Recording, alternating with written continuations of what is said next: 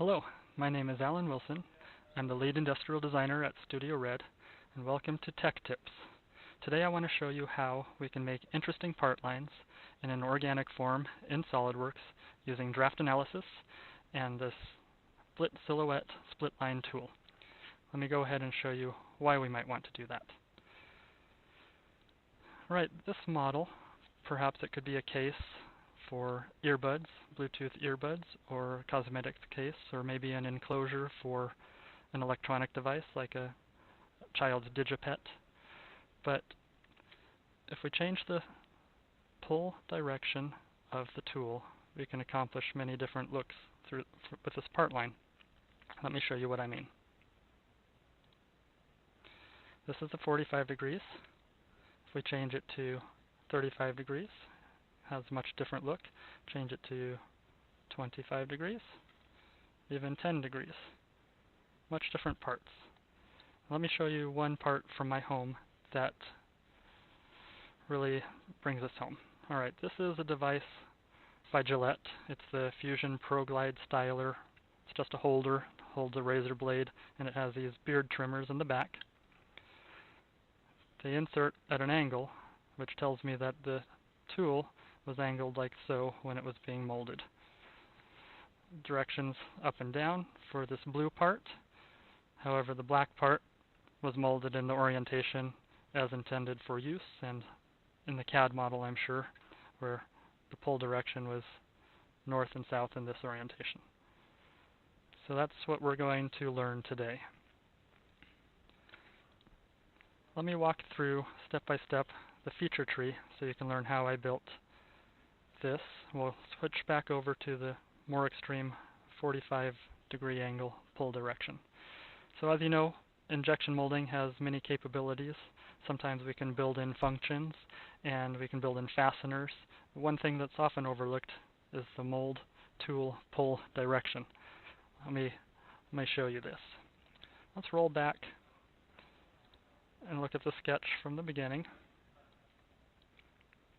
Alright, simply I have one spline rotated around an axis. I've defined 45 degrees here in this sketch, a construction line. We're going to use that to define the plane which defines the pull direction. So I've used this here to visualize how I can achieve this pocket in the bottom for free, but you know, how extreme can I go with the angle? Let's hop out of here, roll on down. See, I've got a simple revolve, 180 degrees. Then I've shelled it at 3 millimeters. Now the tricky part comes when we need to split this. There's a lot of different tools we can use. Up here in the mold tools, there's a handy tool called Partlines. I tried to use that. It's a little tedious. The tool that I used to accomplish this model worked a lot better. That was called the split line tool. Let me show you what that looks like when we pull it up here. In the curves, pull down, split line, you have to select silhouette. Now what that's telling the computer, the software, is that we're going to look at it like this, and we're going to split the surfaces as if it was a silhouette. It's going to split the outside surface and the inside surface, and it's going to achieve something that looks like this. This is where we're going to have our part line reside, and here is why we're doing that. We want to mold the tool, we want to mold the part in the tool in this orientation. We can evaluate using Evaluate, Draft Analysis, and select my 45 degree pull direction. So you'll see that the red and the green means it's a perfect part, that the split line is where it needs to be in order to mold this in this orientation.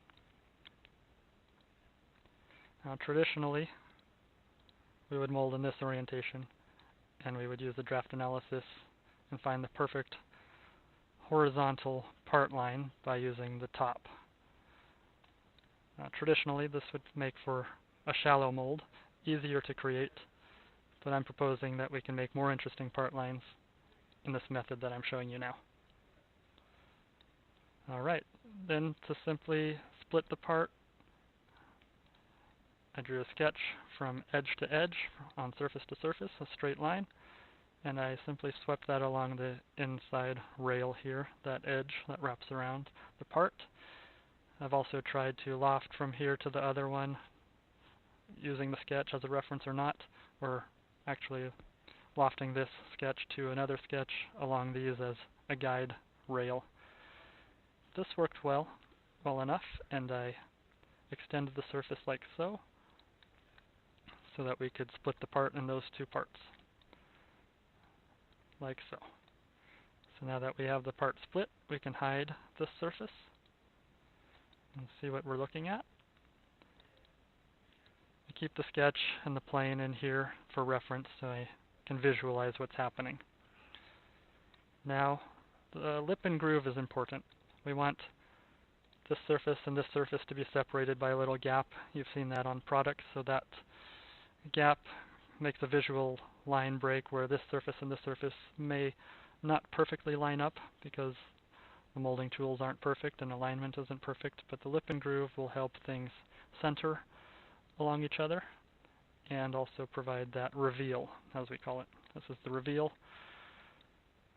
and this is the lip and groove created with one tool that creates two features.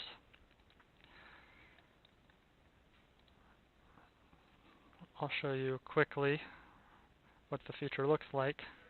In the beginning, you're going to select one surface of the purple part, one surface of green part, and then the inside edge is going to define all of these features here. You're going to define all the gaps and the angles of draft that you need here, and it will automate into two features here. So that enables us to, if we want to evaluate it again, reposition this. This is how it would be molded, so we can run our evaluate tool again. Draft analysis, I'll be choosing the top plane. As you can see, it's beautifully green and red on the inside. We've got one thing we'll clean up here later down the line. Alright, if we mirror those parts, we can get an overall view of what they look like separated. Suppress the position, and then this is what it will look like assembled. When we're adding bosses and things, we'll want to unsuppress this and add bosses which are perpendicular to the top and bottom plane, stretching from here to there.